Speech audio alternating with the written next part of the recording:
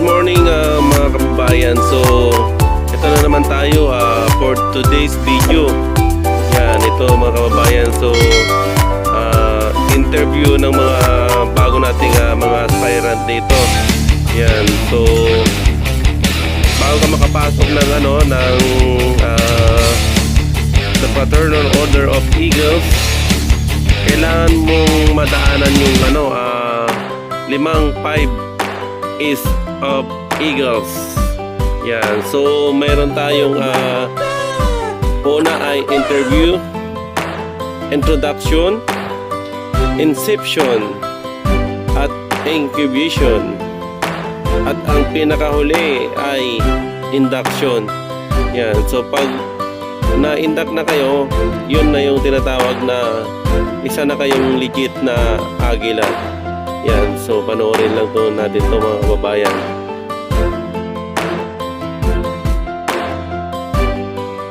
So mga kababayan, adjourn. So ibig sabihin natapos ng maayos yung pag-interview natin sa mga bago nating members na agila. Yan, so pagbago ka pa lang, ang isusot natin ay kulay puti na may tatak na aspirant. Yan, para ma-identify ka na ikaw ay isang aplikante muna ng agila. Ayan mga kababayan. So, ang isusuot pa lang natin ay kulay puti. Yan yung gagamitin natin hanggang matapos tayo sa lahat ng na 5 A's na tinatawag.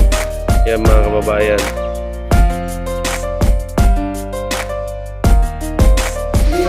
So ito ngayon mga kababayan, marami tayong naikayat dito na sumali ng agila dito sa may barangay 192 Pildera, dito sa may 611. Yan, Pasay City.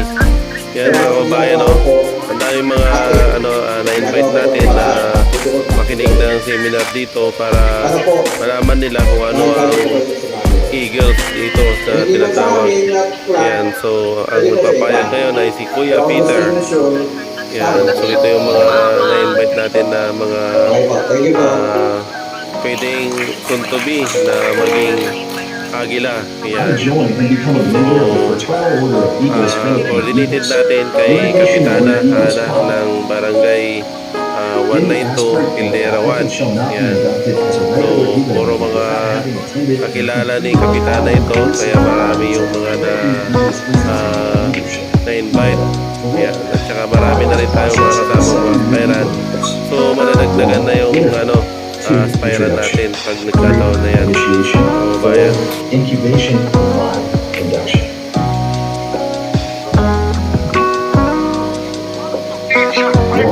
Here.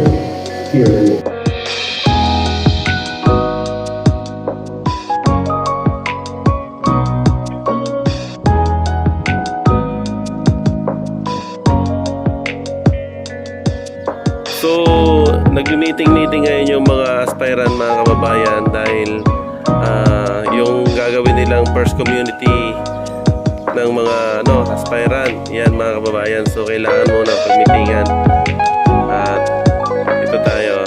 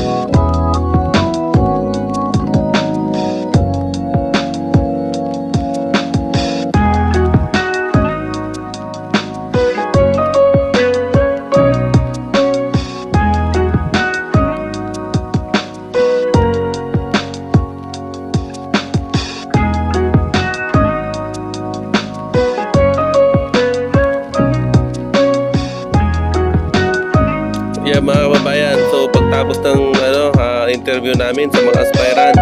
Andito naman kami, nagpo-community service. Yan mga kababayan, no? May nag-uukay, yan, may mga nag-aasintada na puro mga kuya natin. Yan, so community service yan mga kababayan, no? Yan, so inuhukay yung ano ni kuya.